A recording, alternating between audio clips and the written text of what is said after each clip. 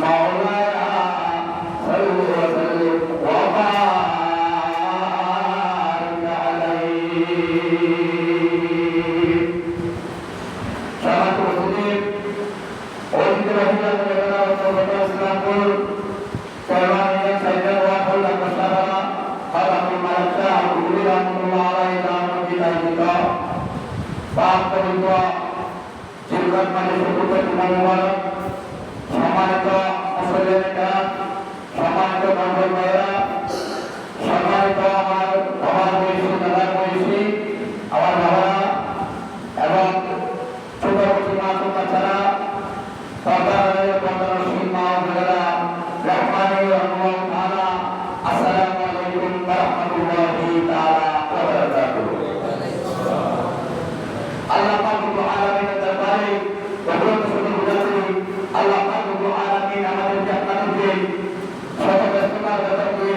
আজকে পাঁচ পবিত্র জুলকত মাসে চতুর্থ জুলাইকে আসমানকে নমস্কার জন্য সুযোগ দান করে দিয়েছেন। এর মাতা আল্লাহ পাক রব্বুল দরবারে একবার জবাব চেয়ে চাওয়ার বলি আলহামদুলিল্লাহ। এর সাথে আল্লাহ কে মাহমুদ নবী হায়াত নবী জিদ্দ নবী বুরহান নবী কামলিওয়ালা নবী সুবহান নবী দুই হাজার বছর নবী হযরত আহমদ মুস্তাফা মুহাম্মদ মুস্তাফা সাল্লাল্লাহু আলাইহি ওয়াসাল্লাম এর বরকত সর্বদা বলি জবাব চেয়ে চাওয়ার বলি আলহামদুলিল্লাহ। যাই হোক আপনারা এখন হুজুর বর্তমানে ফিরে আসতে পারেন নাই, আপনাদের প্রতি আল্লাহ রহমত থাকবে। আপনারা দ্রুত আল্লাহর মসজিদে এসে দাখিল হয়ে যান, তারপরে বলি সুবহানাল্লাহ। যাই হোক আল্লাহ পাক রব্বুল আলামিনের পাক পবিত্র কালাম শরীফ থেকে একটি কোরআন কারীমের আয়াত তেলাওয়াত রাহমাতুল্লাহ আলাইহি আজকে তুলে ধরেছেন। আল্লাহ পাক রব্বুল আলামিন দয়া করে মায়া করে আমি এখন কথা বলি আপনাদের কাছ থেকে বিদায় দেব। আপনারা যারা এসেছেন বর্তমান সবাই শরীর কারো জন্য মনে করে না, ঠিক না? সবাই সত্য বাহারে মানব জীবনের সর্ব সূর্যমান নির্ভর করে সময়ের কাজ করা দ্রুতগতিতে চলা সময়ের কুকুর এই বাক্যটি মনে রাখতে হবে। আপনি মসজিদে আসতে পারেন নাই, সময় আপনার জন্য দাঁড়া থাকে নাই, দাঁড়া থাকছে থাকে নাই, সেজন্য আপনাকে মনে করতে হবে সময় যেহেতু আমার জন্য দাঁড়ায় থাকে নাই, দূরের কাটার জন্য বসে থাকে নাই, আমি বসে থাকলে চলবে না। সুতরাং আমি মসজিদে গিয়ে দাঁড়িয়ে কথা বলবো। যাই হোক আমরা যতটুকু বলতে চাই, আমরা সবাই আল্লাহর বান্দা, রাসূল করিম সাল্লাল্লাহু আলাইহি ওয়াসাল্লামের উম্মত। আমরা সবাই কার পাগল? একটু কথা বলবেন। রিজিক নিয়ে কথাবার্তা যদি আপনাদেরকে না বলি, আপনাদেরকে যদি না শোনাই, কালকে আমাদের ময়দানে আমি আল্লাহ রব্বুল আলামিনের দরবারে দাঁড়ানো যাব। আমি কি জবাব দেব? আমি এত মাল বিতরণ করে আপনাদের এলাকায় এসে আল্লাহর মসজিদের মধ্যে বসে দিন করে বসে আমি যদি আপনাদেরকে হেদায়েত করতে না পারি, কালকে আমাদের ময়দানে আল্লাহকে আমার সাথে ছাড়বে না। আর আপনারা যদি এই কথাগুলো শ্রবণ না করেন, না শুনেন, আল্লাহর রাসূলের আল্লাহর কালাম শরীফের বাণী এবং রাসূলের হাদিস শরীফ আপনারা যদি আমল না করেন, না শুনেন, আল্লাহকে আপনাদেরকে ছেড়ে দেবে, ছাড়বে না। সেজন্য আপনারা যারা শুধু বর্তমান এইগুলো বসেন, আমি কি বলি এবং আল্লাহ কোরআন কি বলে, আল্লাহর হাবিবুল্লাহ হাদিস কি বলে, এই অনুযায়ী আমরা সবাই আমল করব ইনশাআল্লাহ। চিৎকার করে বলি সুবহানাল্লাহ। তাহলে আমার কোনো কি বলেন বান্দা বান্দা আমরা আল্লাহ আপনার বান্দা আমরা কার জন্য ভালো? আল্লাহর জন্য। আমরা কার জন্য? আমরা হলাম আল্লাহর জন্য। আর আল্লাহ আমাদের কার জন্য? নবীর জন্য। সুবহানাল্লাহ। ওই কি আর বলতে? আর নবী ভালো কার জন্য? উম্মতের জন্য। কার জন্য? নবী আমাদের জন্য ভালো না, নবী হলো উম্মতের জন্য ভালো। আর নবী আসে ভালো কার জন্য? গাছ পাকের জন্য, হাতের না। নবী আসে কার জন্য ভালো? আসে কি ভেঙে কি বলিবে দয়াল নবীর শান। সুবহানাল্লাহ। সবাই রাত পড়ার শুরু জমার মধ্যে আসে নাই, তাহলে আসে কার জন্য ভালো? গাছ পাকের জন্য ভালো। আর আমার গাছ পাকের জন্য ভালো হযরত ইমাম হাসান এবং হুসাইন রাদিয়াল্লাহু তাআলা বলতে ভালো। চিৎকার করে সুবহানাল্লাহ। তাহলে থেকে আমাদের শিক্ষা দিতে হবে আল্লাহ আমরা বান্দা পাগল হয়েছি আল্লাহকে রাজি করার জন্য, ঠিক না? এবং আল্লাহ পাগল হয়েছে আল্লাহর হাবিবুল্লাহ যারা মুস্তাফা মুহাম্মদুর রাসূলুল্লাহ সাল্লাল্লাহু আলাইহি ওয়াসাল্লামকে খুশি করার জন্য।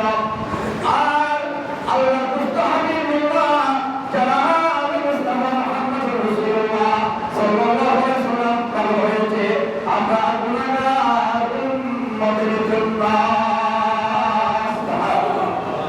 আর গুনাহগার নবী উম্মতের জন্য, গুনাহগার উম্মতের জন্য আশীর্বাদ ভালো হয়েছে, এটা আশীর্বাদের জন্য।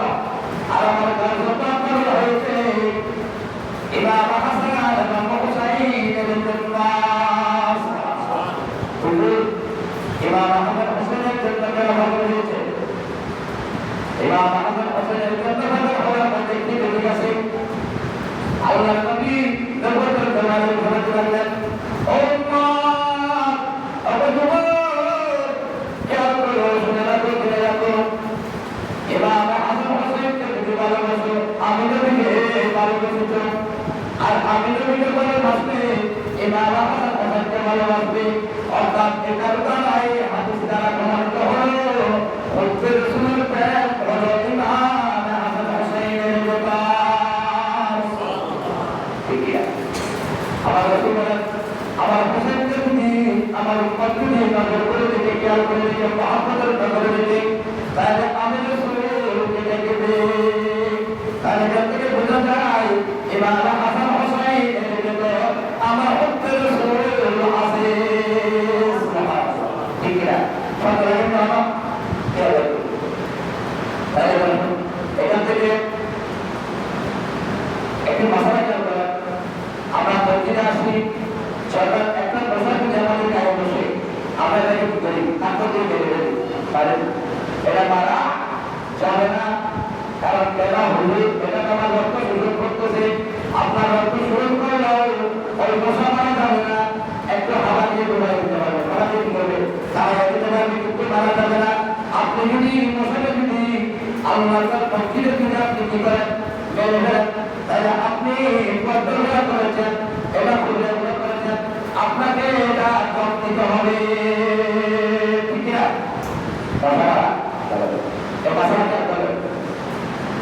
এরপর একটি কথা হলো, আমরা মসজিদে আসি, সরকার আশীর্বাদ আমরা আমাদের রসুল্লাহ আমরা মসজিদে ছুটি করি, ছোটের মধ্যে চুপকাল করি, সরকার আজান যে আশীর্বাদ আমাদের রসুল্লাহ চুপকাল করি। ঠিক না?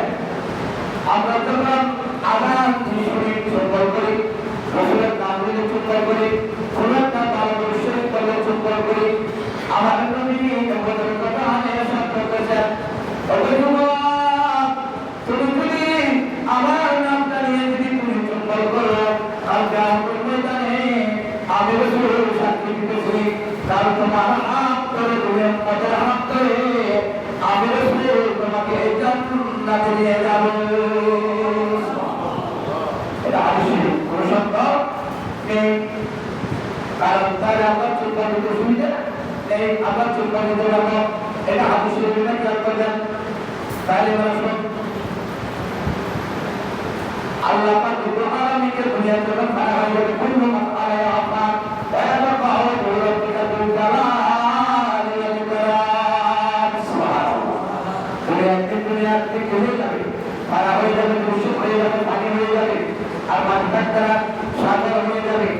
আমাদের এখানে কাম আমাদের মাথা পর্যন্ত এসে যাবে। ঠিক না?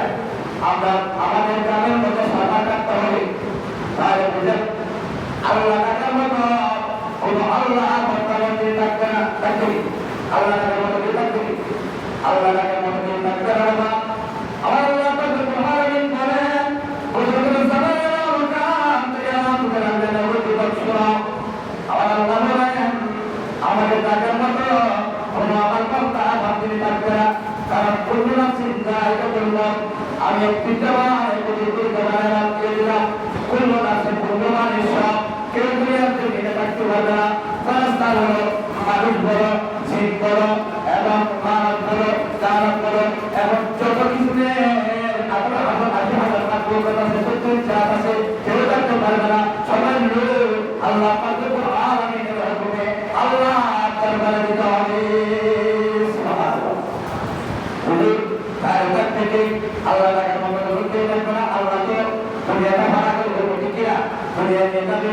আল্লাহ বলেন, ভগবান তোমরা যখন আমাকে টাকার মতো দিয়ে থাকবে না, কিন্তু আমি আল্লাহ নবী টাকার মতো থাকবে। আল্লাহ হুজুর নবী দিয়ে আমার সাথে কি বলা হয়েছে? একটা প্রশ্ন লাগতেছে আপনাদের ভালো লাগে। ঠিক না? নবীকে লাগতে পারো না, তাহলে আল্লাহ আপনি যদি মানুষ না থাকে এবারে নবীটাকে এবার বুঝতে পারবে। আবার আল্লাহ বলেন, ভগবান আল্লাহ টাকার সব মানুষ আমি গ্রেফতার করে ফেলবো, আমি সবাইকে কিয়ামত দিয়ে কি করে ফেলবো? আর যদি থেকে আল্লাহ টাকার মতো সবাইকে বলে ফেলবো, আল্লাহকেও টাকার মতো থাকবে না, কিন্তু আমার রসুলকে টাকার মতো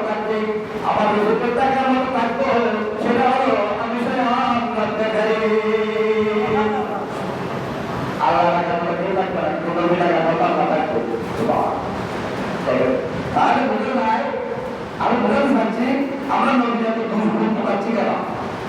নিজের দাদা আল্লাহ বলতেছেন যে আমি নবীকে আল্লাহ দুইটা জিনিস পৃথিবীর জমিনের মধ্যে থেকে যাবে। একটা হলো রব্বে করিম, ওনার মৃত্যু হবে না। আল্লাহ মৃত্যু আছে, আল্লাহকে দেখা যায়, আল্লাহ নিরাকার, আল্লাহ কোন শরীর আছে, স্বামী আছে, কেউ নেই। আল্লাহ হলো নিরাকার, আল্লাহ এক, তার কোনো কি নেই, শরীর নেই, ছেলে নেই, মেয়ে নেই, পুত্র নেই, পুত্র নেই, মেয়ে বলতে কোন সংসার নেই। আল্লাহ এক, আল্লাহ হলো নিরাকার, আল্লাহকে দেখা যায় না, বিশ্বাস করা যায়। তাহলে আল্লাহ দেখার মতো নির্মাণ করা, কিন্তু নবীকে দেখা গিয়েছে, নবীকে দেখছে না, নবীকে দেখা গিয়েছে, দেখছে, কিন্তু নবী দেখার মতো আল্লাহ রাখবে। কিন্তু দুইটা জিনিস থাকবে, একটা হলো আল্লাহ আর একটা হলো আল্লাহর পবিত্র কালাম, কালাম শরীফ, কোরআন শরীফ 30 বার, সুবহানাল্লাহ। এই দুইটা জিনিস দুনিয়ার জমিনের মধ্যে থাকতে যাবে, কিন্তু আর সব কিছু বানা হয়ে গেল কুরবান আলাইয়া পাক ওয়া মাকালাতু রাব্বিকা জুল জালাল ওয়াল ইকরাম। তাই না?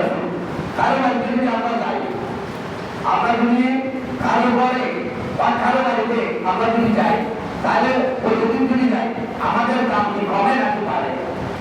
একটু কি করবেন, রোজিগুলো একটু কি করবেন, কথাগুলো দাম কি বাড়বে নাকি কমবে? আমি যদি আমার সঙ্গে নজর করি, প্রতি শুক্রবার আসে, যদি ওখানে যাওয়ার টাইম আসার টাইম যদি ওখানে করে যাই, আমার দাম কি বাড়ছে নাকি কমছে? কমবে না? প্রতিদিন গেলে কমবে না? কোন প্রতিদিন কোন নদী নিত্যনত কি ভালো, ঠিক না? নিত্যনত জিনিস মজা বেশি। আমি প্রতি শুক্রবার আসতেছি, প্রতিদিন কথা বলতেছে, আমাদেরকে কেউ কারো ভালো লাগতেছে, কারো ভালো লাগতেছে না, কিন্তু আমার জায়গায় যদি আরেকটা দিনের ওয়াজ করতে জীবনটা ভালোর জন্য আসে, তাহলে ওনার করতে কখনো ভালো লাগবে, কারণ উনি নিত্যনত করবে, ঠিক আছে? নিত্যনত কি ভালো, নিত্যনত মেহনা ভালো। সেজন্য প্রতিদিন কারো বাড়িতে প্রতিদিন গেলে এটা কি হয়ে যায়, মানুষ হালকা হয়ে যায়, মানুষের সম্মান দিন দিন করে যায়, ঠিক কিনা? আবার আল্লাহ লাগবেন,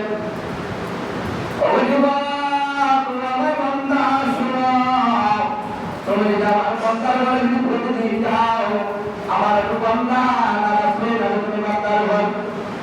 কারণ আর তুমি যদি আমি আল্লাহ মসজিদের মধ্যে যদি দৈনিক 5টি কাজ যদি তুমি হাজির দাও, তাহলে তোমার সম্মান আমি আল্লাহ বৃদ্ধি করে দেব। ঠিক আছে? তাহলে আমরা প্রতিদিন যদি দাঁড়িয়ে যাই, আমাদের সম্মান করতে থাকবে। আর আল্লাহর মসজিদে সামনে উৎসাহিত করবে, তাহলে আল্লাহ আপনার সম্মান বাড়িয়ে দেবে। وتعز من تشاء وتذل من تشاء بيدك الخير انك على كل شيء قدير। সম্মানের মালিক কে? আল্লাহ। ইজ্জতের মালিক কে? আল্লাহ। বেজ্জতের মালিক কে? আল্লাহ। তাহলে মান সম্মান ইজ্জত আমরা রিজিক সব কিছুর মালিক হলো আমার স্বয়ং রব্বে করিম।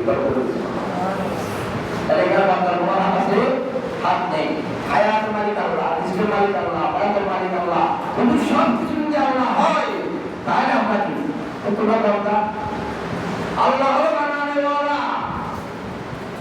আল্লাহ আমাদেরকে বানিয়ে দুনিয়ার জমিনে ছেড়ে দিয়েছে, কিন্তু ছাড় দেবে না।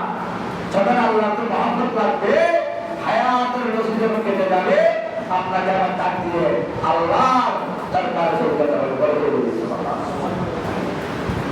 দেখেন, এটা আল্লাহর মসজিদে আসবেন, এসে নামাজ পড়বেন, নামাজ কার জন্য? খাবে, কার জন্য? নামাজ পড়বেন কার জন্য? আল্লাহর জন্য। নামাজ কার জন্য? পরিবারের জন্য। কোনো গায়ের জন্য, কোনো গায়ের নামে কোরবানি হবে, কোনো গায়ের নামে কোরবানি দিলে হওয়া যাবে, কোনো কিছু গায়ের নামে জব দিলে হওয়া যাবে, কার নামে করতে হবে? স্বয়ং রব্বে করিমের নামে, স্বয়ং আমার নাম কানা খোদার নামে বলতে হবে। সুবহানাল্লাহ। সেজন্য স্বয়ং আমার প্রত্যেকের নামাজ পড়ে আছে কিনা? এখানে নেই, আবার কোন জায়গায় যায়, এখানে দেখি আর কি। কালকে আমি একটা মাহফিলে গেছিলাম, সেখানে দেখছি অনেক গ্রুপ থেকে নামাজ পড়ে।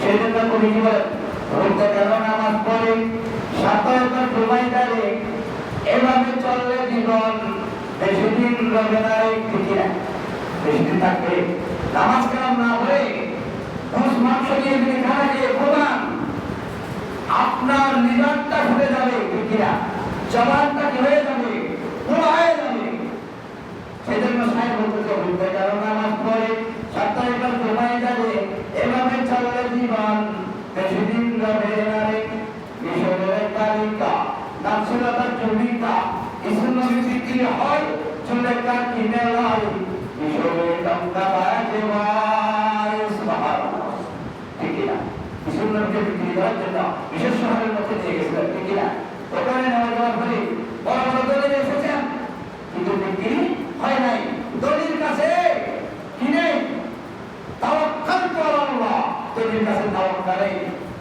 দলিল কাছে যত পয়সা হারামের পয়সা হালাল পয়সা নেই সেজন্য ওনার কাছে জমিটা কি হয় নাই ইসলাম বিক্রি হয় নাই বিক্রি হয় নাই কিন্তু জমিটা গিয়েছেন কি নিয়ে বিশেষজ্ঞ নিয়ে সংসার বিদ্যা নিয়ে আপনারা তো জানেন সুচিন্তা নিয়ে গেছে কারণ আমার রসুল বলেন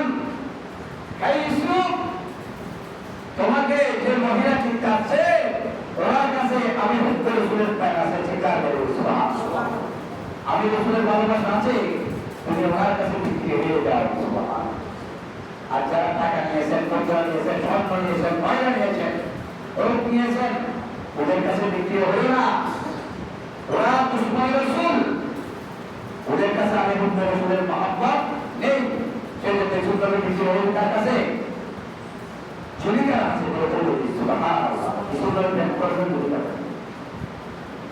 আর আমরা এখানে কোরবানি দিই কিন্তু কোরবানি আমরা হালাল কোরবানি তাকে হারাম কোরবানি দিই না আমাদের এখানে প্রতিযোগিতা চলে কার চাইতে কে বড় নেবে বলুন কার চাইতে কে বড় নেবে বড় নিলে হবে না খুদ্দের উপরে থাকতে হবে ভালোবাসা থাকতে হবে জমিন বলেছেন বলটা সুন্দর হতে হবে ছোট হোক বলটা ব্যবস্থা হতে হবে রাখতে হবে দুটা বা তিনটা এবং কি করতে হবে এরপরে এটা জমিন সুন্দর হতে হবে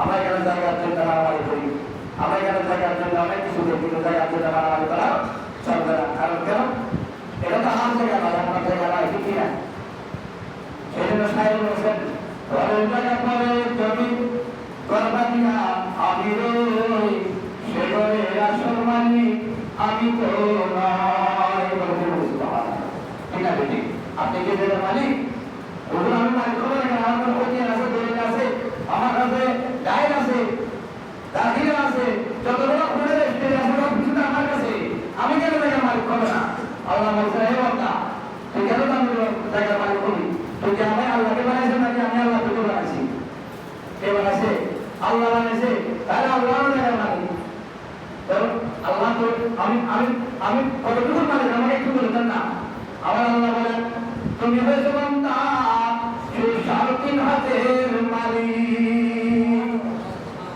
কতটুকু মালিক একটু বেশি দেখতে কেউ না তাহলে আর বড় বড় দণ্ডের মানুষ আমাদের না এই না লেগে গেলে কিছু চলবে না তাহলে বুঝতে হবে আপনি মালিক পেয়েছেন কিসে শুধুমাত্র 3.5 হাত 6 হাত আমরা মসজিদে বসে আমরা কি করি নবীদের শরীফ করি এবং মসজিদে বসে আমরা আল্লাহর কথা বলি কিন্তু মসজিদ থেকে বের হলে আমরা ওই আল্লাহকে গালিগালাজ করি কেন আল্লাহর কথা তো আল্লাহ পাক রব্বুল আলামিন নামাজের মধ্যে তো ঢুকিয়ে দিয়েছেন সুবহানাল্লাহ ঠিক না ঠিক হুজুর কোথায় ঢুকিয়ে দিয়েছেন আমরা তো কোনোদিন পাই নাই এতগুলো আলেম আছে আপনার আগে শত শত আলেম এখানে মসজিদে বসে গিয়েছে কিন্তু কেউ তো বলে নাই প্রশ্ন আসেনি না তাহলে আমার নতুন করে দেখেন আত্তাহিয়াতু আলাদা বড় না আছে আত্তাহিয়াতু পাসা এই বেচারা বড় যখন নামাজ তো বড় তো আত বলে লেখা হয়েছে আত্তাহিয়াতু লিল্লাহি ওয়াস সালাওয়াতু ওয়াত তাইয়্যিবাত আসসালামু আলাইকা হে বান্দা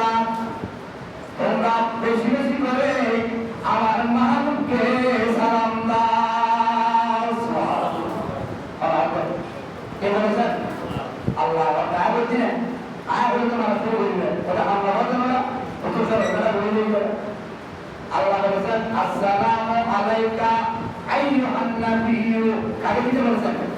আমার আল্লাহর নবীকে, দয়াল নবীকে আল্লাহর মাহবুবকে সালাম দিতে বলেছেন। আইয়ুহান নাবিয়্যু ওয়া রাহমাতুল্লাহি ওয়া বারাকাতুহু, আসসালামু আলাইনা ওয়া আলা ইবাদিল্লাহিস সালিহিন।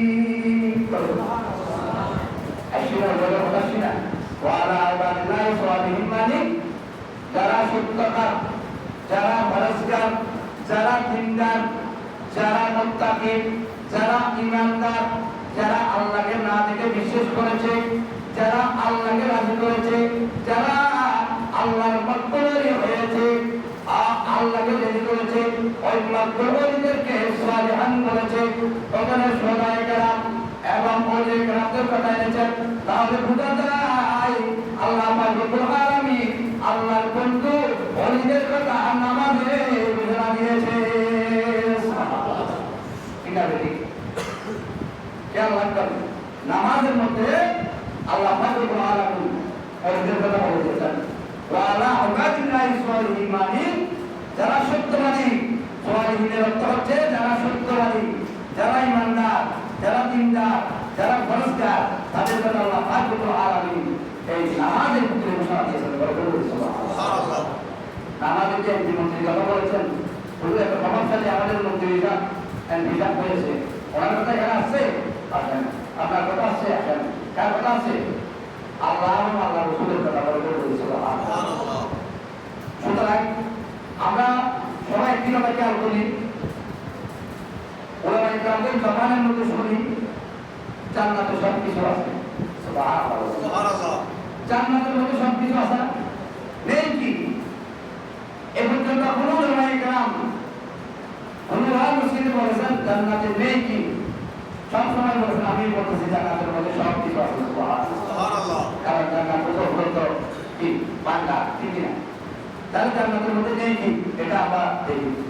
প্রথম নাম্বার গুলো একটু খেয়াল করুন, জান্নাতের মধ্যে বিচ্ছেদ নেই, আছেন? বিচ্ছেদ আছেন? এখানে যেখানে যদি নিষ্ক্রিয় হয়, আমার কথাবার্তা বা আমার সমাধান আমার না উঠা বসে আমার লেখা দেন, আগামী দিন থেকে আমাকে করবেন, পরিষ্কার করে দেবেন। হুজুর আপনার ব্যবসা নিয়ে এসে গেছে, আর আসতে হবে না, আপনার কথাবার্তা ধরে গেছে, ঠিক না? বিচ্ছেদ করে দেওয়া হবে। কিন্তু জান্নাতের মধ্যে বিচ্ছেদ নেই। আমার আল্লাহ বলেন না, আমার আপনি জান্নাতের মধ্যে কোনো বিচ্ছেদ নেই। সুবহানাল্লাহ। দ্বিতীয় নম্বর হলো মৃত্যু নেই। জান্নাতের মধ্যে মৃত্যু আছে? যারা জান্নাতে চলে গেছে ওদের কোনো মৃত্যু আছে?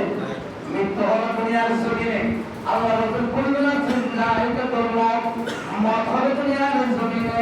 ওখানে কি বলেছে আল্লাহ? ওখানে বলেছেন ওয়াদখুলি ফি ইবাদি ওয়াদখুলি জান্নাতি। ওই জান্নাত ইবাদত করে যখন দুনিয়ার জমিন থেকে জান্নাতে গেছে বান্দা, তাহলে তোমার কোনো মৃত্যু হবে না। সুবহানাল্লাহ। ওখানে কোনো মৃত্যু নেই। ওখানে ঘুম আছে, যত ঘুম আছে সব ঘুম হলো দুনিয়ার জমিনে। জান্নাতে ঘুম আছে না? ওখানে আগে না তো ঘুরে কিন্তু জান্নাতে ঘুম আছে না? আপনি না যেতে পারেন, কিন্তু কোরআন হাদিস দিয়েছে কি তোমরা জান্নাতের কথা বলে কোন হাদিস আছে কিনা এটা বোঝার জন্য। তাহলে বাবা বুঝতে চাইছিলাম তাহলে জান্নাতের মধ্যে ঘুম নেই, জান্নাতের বিচ্ছেদ নেই, জান্নাতের মৃত্যু নেই, জান্নাতের মধ্যে ঘুম নেই, এবং জান্নাতের মধ্যে চতুর্থ নম্বর কালাম তিনি।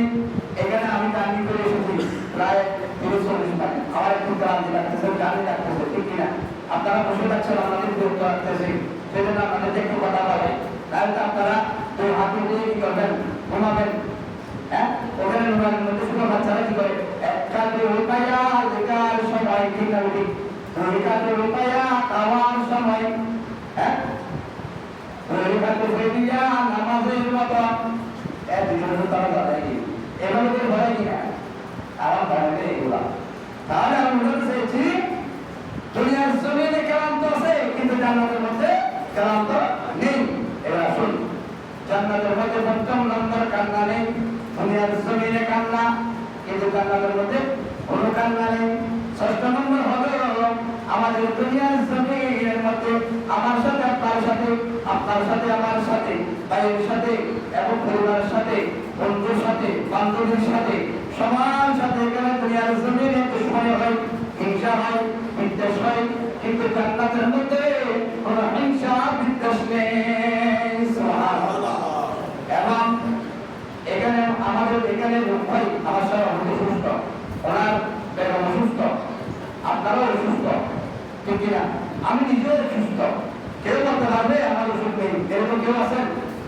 সবাই অসুস্থ, কিন্তু জান্নাতের মধ্যে আমার খোলাই বলেন অবকন্যা আমি রাখলাম আমার একটি জান্নাতের মধ্যে কোন বন্ধা বন্দিনীর রূপ নেই। সুবহানাল্লাহ। এবং এতগুলো শুনেছি, এখন জান্নাতে কি দেখা যাবে? আমার আল্লাহ বলেন অবকন্যা ওই জান্নাতের মধ্যে 4 বছর কলমা পড়েছো, না দেখে চিন্তা করেছো, যা দেখে না দেখে তুমি মদিনা শরীফের মধ্যে জিয়ারত করেছো, ওই মদিনাওয়ালা রাসূলকে তুমি জান্নাতে দেখতে পাবে। সুবহানাল্লাহ। আল্লাহ রাসূলকে দেখতে পাবো। আল্লাহ আপনাদের নিরাকার, আল্লাহকে দেখবো না। আমার আল্লাহ কতজন জামানা দিতে রাখবেন, ও বান্দা আমার মুস্তাহাবি বলার উম্মত শোনো, আমাকে দুনিয়ার জমিনে দেখার কার সৌভাগ্য নেই, যে জান্নাতে যাবে সে আমিরাত বেতনকে দেখতে পাবে। সুবহানাল্লাহ। ঠিক না? সেজন্য দয়াল নবীর জন্য দুনিয়ার জমিনে কাঁদলে দয়াল নবী হাসরের ময়দানে আপনার উম্মতের জন্য কাঁদলেন। সুবহানাল্লাহ। তাই সেজন্য কি বলেছেন?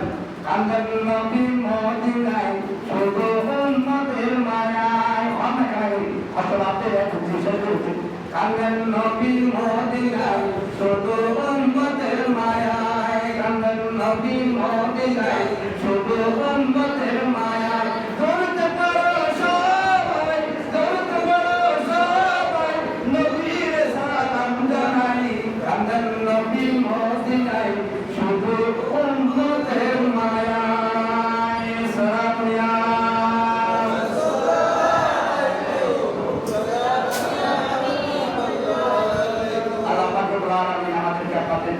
সবাইকে আমার দ্বারা তৌফিক দান করুন। ওয়া ফি দিওয়ানা আলহামদুলিল্লাহি রাব্বিল আলামিন। রব্বি সাল্লি ওয়া সাল্লিম ওয়া বারিক আলাইহি ওয়া মা তাওফীকি ইল্লা বিল্লাহ। আপনারা যারা শুরু করবেন তারা সবাই শুরু করবেন। আসসালামু আলাইকুম ওয়া রাহমাতুল্লাহি ওয়া বারাকাতুহু।